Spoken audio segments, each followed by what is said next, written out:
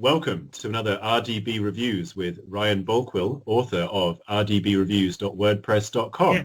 Ryan writes film review blogs, and we've been talking about a lot of streaming recommendations from Ryan, a lot of Netflix, Amazon Prime, and Disney Plus. Last week we spoke about The Mandalorian specifically, which is a Disney Plus exclusive release. And we're going to talk about some of Ryan's other recommendations or interests now. So Ryan, what have you got for us? Well, what I watched this weekend was finally I watched Bombshell. Bombshell? Yes, starring Nicole Kidman, Charlize Theron and Margot Robbie. Wonderful. I remember seeing this on the side of a bus. So this is a movie. Yeah. Is it good, Ryan? Well, yeah, because we decided we got it from Sky Store. Okay, so you've rented it from Sky Store. Yeah, to buy and also keep as well. Wonderful. So you've downloaded it essentially from Sky Store. Yeah. Cool. Using my mum's bank account. Well, long as someone's that is in the family. Yeah, so that's how you've got it. So can you give me a plot summary, Ryan? What is the film about? Right. You know the Harvey Weinstein scandal a couple of years ago? Well, this is focused on Roger Ailes, the president of Fox News. So basically this film is about the story of these three women and the downfall of Fox News. It is a film about Roger Ailes and Fox News having their comeuppance. Yes. Basically these three women are like exposing them. It's like the downfall of Fox News. Wonderful. Good. I've been hearing about Roger Ailes. Women.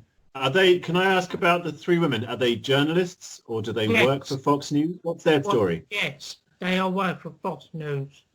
I think one of them is like left and already filed suit.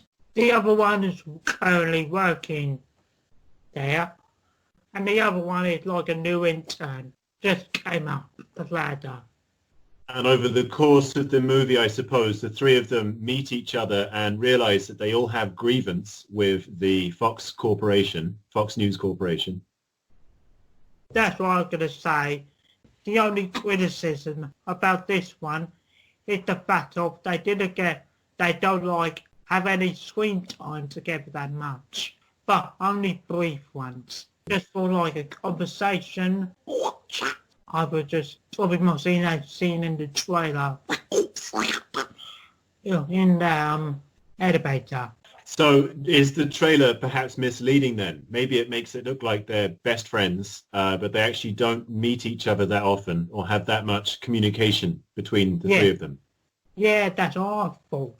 There's a thing out there called honest trailers. It shows you what a realistic version of the film would be. It's biographical or it's real world. Yeah. It's based on real events. True events, yes. Which a lot of films say. I mean, basically anything is based on real events. But this is based on an actual lawsuit being taken against Fox News and Roger Ailes himself. Yes, correct. What the nature of the suit? You mentioned that one of them has taken a suit out. Is it a sexual harassment issue? Yeah.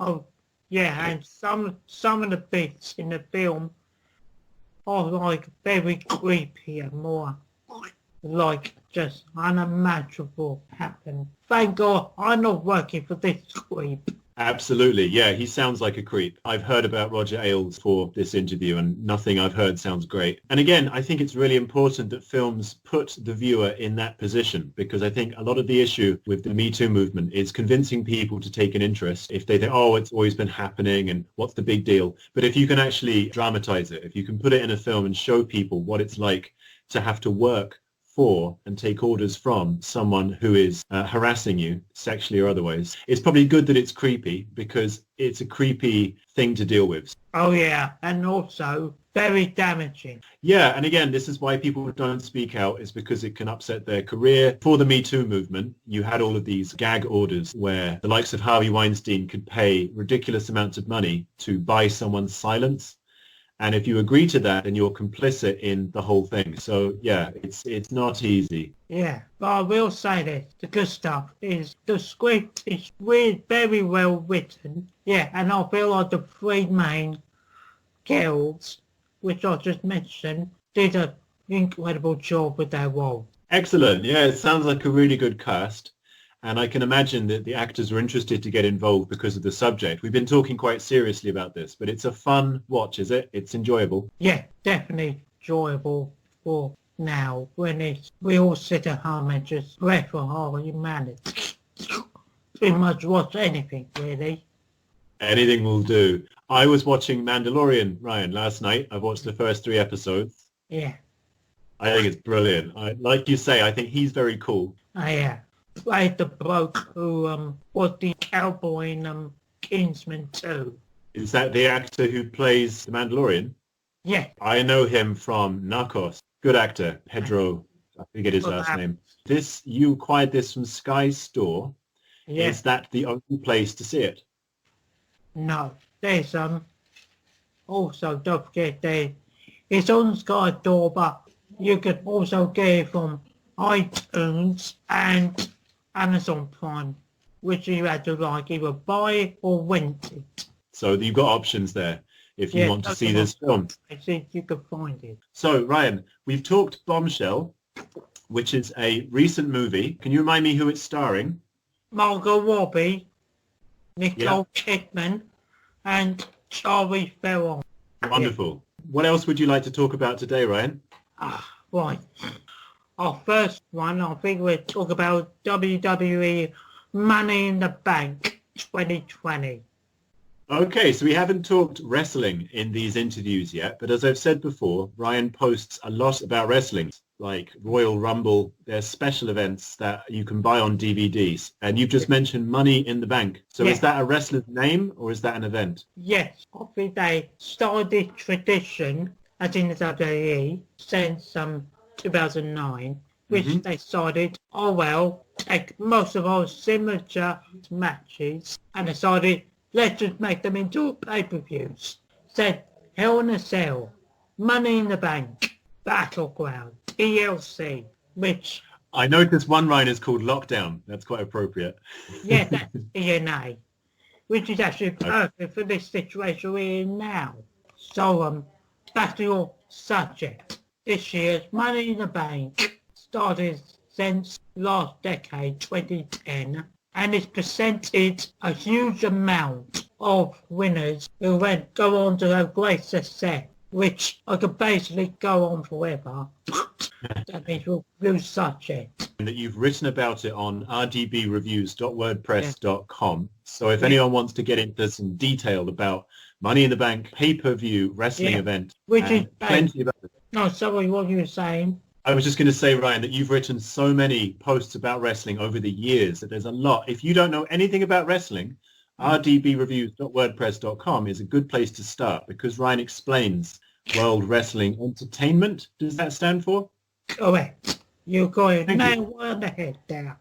With a guess. I'm glad. I used to watch the WWF, which was World Wrestling Federation, back in the late 80s, early 90s. And then the World Wildlife Federation sued them, so they had to change their name. Yeah. So it's still Ed McMahon, I think. Yes, indeed. And I've watching it since 2002. So you've been following it for a long time. That's great. Yeah. And I was going to ask, Ryan, is this old stuff, sorry, are these things that have happened before lockdown? I assume wrestling isn't happening right now. Well, yeah, they've been doing it before lockdown for years, dating back to 1985. Talking about Glow in some previous interviews, which was set in the mid-80s onwards, and wrestling had been a huge thing since then. For me, wrestling is always like a 1980s thing. Its home is the 80s. Fast forward to wrestling now had to cope with wrestling into arenas everywhere. How do you mean?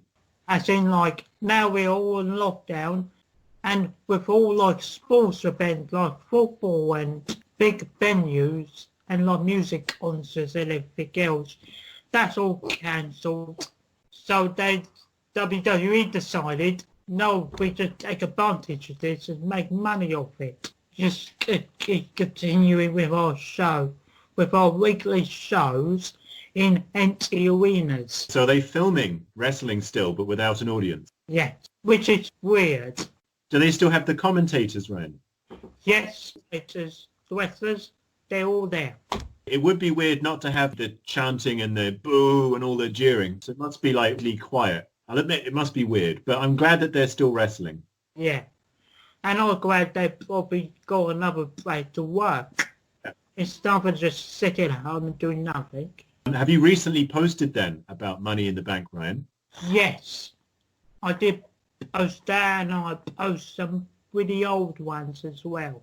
So you've recently posted about older wrestling events and the more recent things we're talking about now. So if you go on to Ryan's WordPress blog, RDB Reviews, you'll see wrestling posts near the top. Yeah. And also, let's get on the topic of this one. The first match, which was a four-way tag team title match with John Morrison and The Miz versus the Usos for like the God knows how many times we had them, and the New Day and the newly Unfortunate Sons. New League, Unfortunate Sons. Unfortunate Sons are a tag team, are they? Yes. I don't know how, but it's happened. I've not heard of any of these wrestlers, Ryan. They're all brand new. And the New Day retained their tag belts. Braun Strowman beat Bray Wyatt for the Universal Championship in a weird but entertaining match. Ryan, how often do you watch wrestling?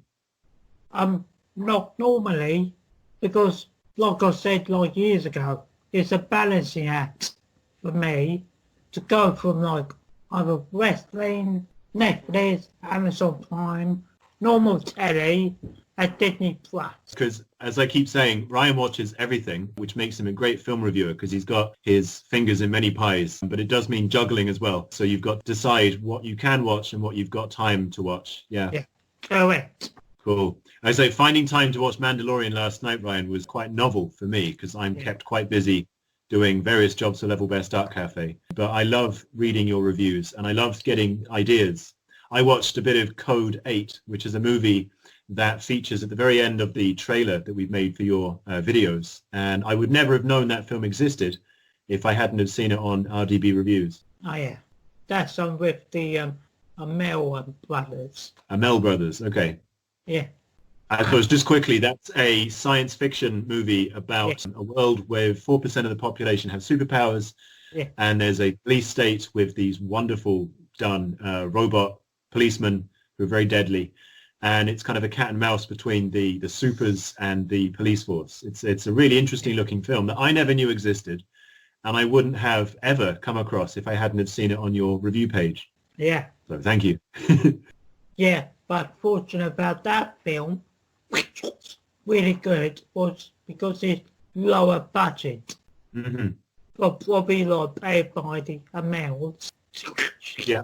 Do it with their own money and cash. I saw actually, Ryan, that there was a short film that they had put out in 2016, which was on YouTube, and it was a crowd-funded thing. They requested money to make their film, you know, the way it's been made in 2019. I think this film came out last year, Code 8 we're talking about. But it was really sweet because the makers crowdfunded, I think, their finances, and it's worked out for them.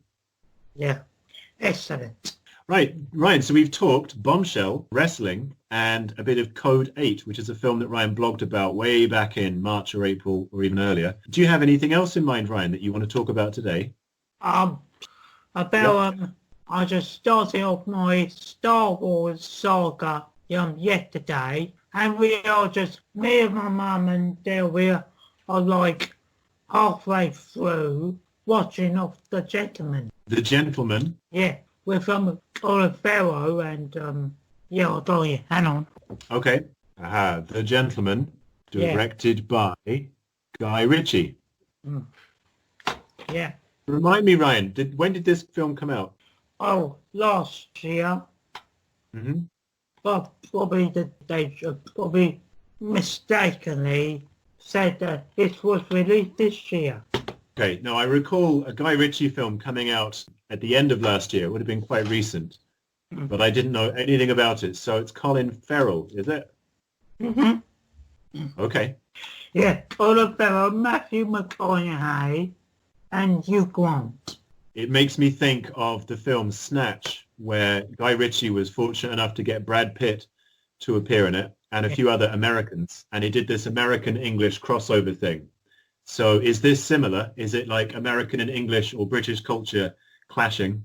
Well, yeah, I feel like it's definitely British. Yeah, he's a British filmmaker, so I'm guessing it's made in the UK. But you've just listed, like Matthew McConaughey, you've listed some American actors' names there. Can you give a quick summary of the plot, Ryan? Yeah, if instead of trying not to swear, I can edit that out if you need to. I can even put a bleep over it. follows an American expat. Pardon me if I say this wrong. You carry on. Following American expat Nicky Patterson, who built a higher percentage marijuana empire in London, where were get out they looking to cash out of the business forever. It snatches, plots, smokes,